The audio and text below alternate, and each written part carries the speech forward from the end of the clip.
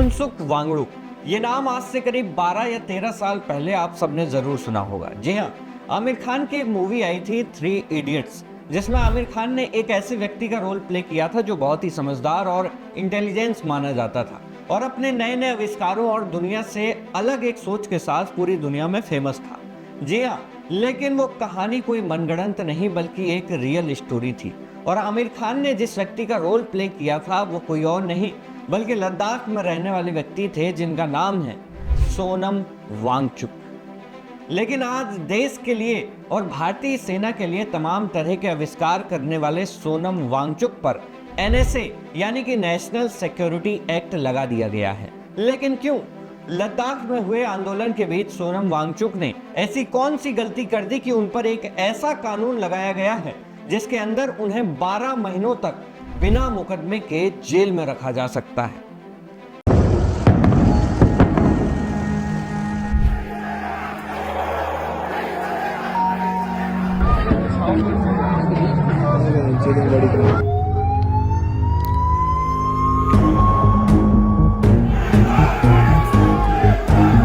नमस्कार, मैं हूं उमेश द्विवेदी और आप देख रहे हैं सरकारी मंथन।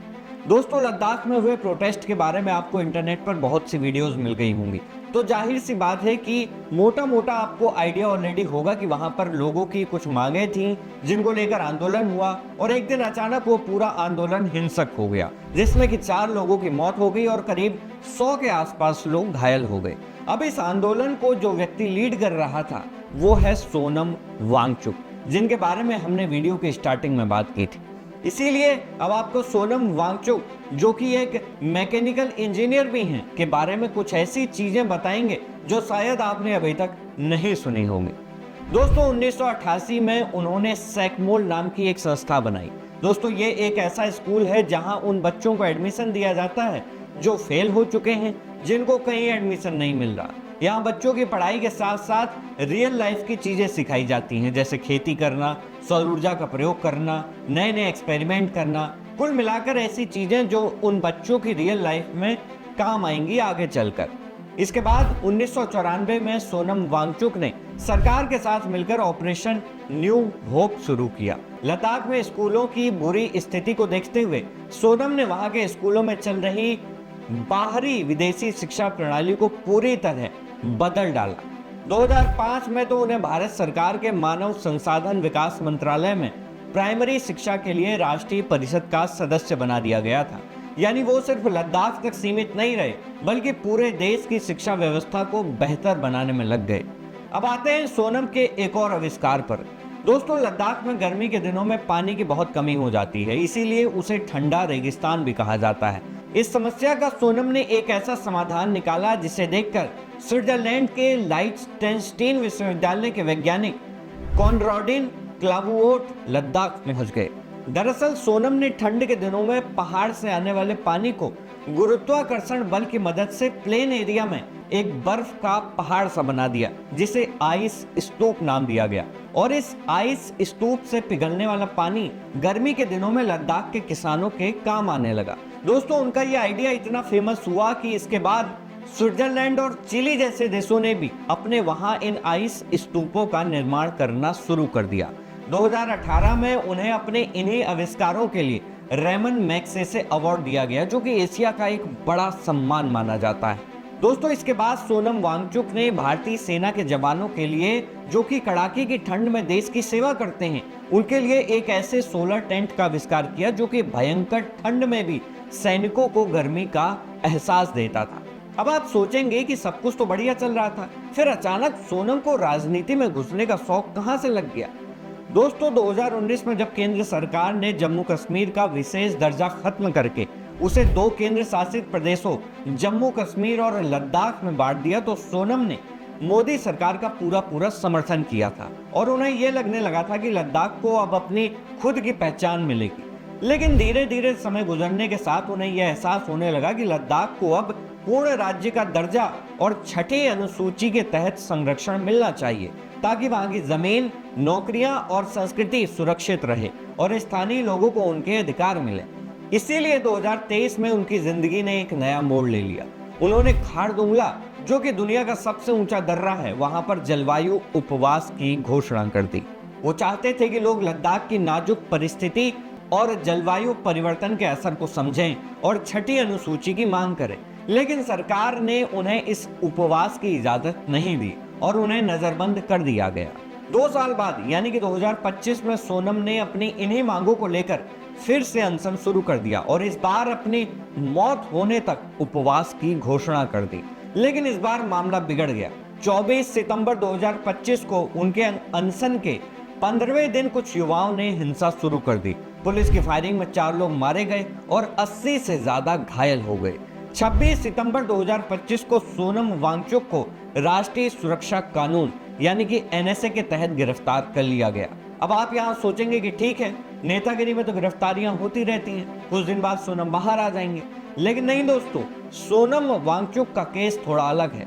सोनम वांगचुक को जिस कानून के तहत गिरफ्तार किया गया है वो है एनएसए यानी कि राष्ट्रीय सुरक्षा कानून। दोस्तों, ये एक ऐसा कानून है जिसके तहत सरकार किसी को बिना मुकदमे के 12 महीने तक जेल में रख सकती है। अगर सरकार को लगता है कि कोई व्यक्ति राष्ट्रीय सुरक्षा, सार्वजनिक व्यवस्था या भारत के विदेशी रिश्तों के लिए खतरा पैदा कर रहा है, तो उसे एनएसए के तहत पकड़ा जा सकता है। इसमें उस व्यक्ति को सबूत देखने या तुरंत वकील की मदद लेने का अधिकार भी नहीं मिलता। जाहिर सी बात है कि आप सोचेंगे कि सिर्फ अनशन पर बैठने और अपनी मांगों की वजह से सोनम पर इतना बड़ा कानून क्यों लगा दिया गया, जबकि इतिहास देखें तो सोनम ने हमेशा देश के हितों की बात कही है। दोस्तों, ये सही है कि अगर सोनम का पूरा इतिहास जो हमने ऊपर बताया उसके हिसाब से वो एक सच्चे और देशभक्त भारतीय नागरिक हैं, लेकिन अनशन के दौरान सोनम ने कुछ ऐसी बातें बोल दी जिसकी वजह से भारत सरकार एनएसए लगाने को विवश हो गई। जैसे पहली वजह यह है कि सोशल मीडिया में प्रदर्शन के दौरान की उनकी एक वीडियो वायरल होने लगी जिसमें वो नेपाल, बांग्लादेश, श्रीलंका वगैरह देशों के बारे में बात कर रहे हैं और ये कह रहे हैं कि जैसे वहां जनता ने बदलाव लाया वैसे ही लद्दाख में भी जनता बदलाव ला सकती है। जाहिर सी बात है कि केंद्र सरकार ने इस भाषण को हिंसा भड़काने वाला बताया, क्योंकि इसी भाषण के बाद लद्दाख में हिंसा देखने को मिली। मान लीजिए अगर लद्दाख की जनता भी ऐसे तोड़फोड़ मचाने लगती तो जाहिर सी बात है कि देश का माहौल खराब होने की एक बड़ी वजह बन सकती थी। दोस्तों, दूसरी वजह एनएसए लगाने की यह है कि वांगचुक ने अपने भाषणों में अरब स्प्रिंग यानी 2010 और 12 के समय मध्य पूर्व में जो क्रांतियां हुई थी उनका उल्लेख किया, जहां जनता ने तानाशाही शासनों के खिलाफ सड़कों पर उतरकर बदलाव लाया था। उन्होंने कहा कि लद्दाख में भी जनता की ताकत से राज्य का दर्जा और छठी अनुसूची प्राप्त की जा सकती है। सरकार का दावा है कि इससे लोगों को गुमराह किया गया और हिंसा को बढ़ावा मिला। तीसरी वजह यह है कि सोनम ने अपने एक बयान में यह कहा कि अगर चीन लद्दाख के रास्ते भारत पर हमला करे तो हम चीन को रोकेंगे नहीं बल्कि अंदर आने का रास्ता दिखाएंगे। आइए आपको वो वीडियो दिखाते हैं। यहाँ के एक फेमस कॉमेडियन हैं जिन्होंने कहा कि जब चीन घुस आता है तो लद्दाख के लोग जान देकर रोकते हैं, मगर अब अगर भारत सरकार हमारे लिए कुछ नहीं कर रहा है तो अगली बार वो आएँ तो हम उनको रास्ता दिखाएंगे, हम रोकेंगे नहीं। हम जान क्यों दे जब हमारा कोई संरक्षण नहीं हो रहा है। और उसके बाद उन पर पुलिस की पूछताछ होने लगी, ये कैसे कहा है। मेरा तो ख्याल है कि दूत को मारने से, डोंट किल द मैसेंजर कहते हैं ना, सॉल्व द प्रॉब्लम। उनका तो फ्रस्ट्रेशन निकल रहा है, आप समस्या का हल करें तो बेहतर होगा। तो सरकार को इन सब बातों का सीरियस नोट बहुत गंभीरता से लेनी चाहिए। लद्दाख के लोगों में एलियनेशन और फ्रस्ट्रेशन आना भारत के लिए अच्छी बात नहीं है।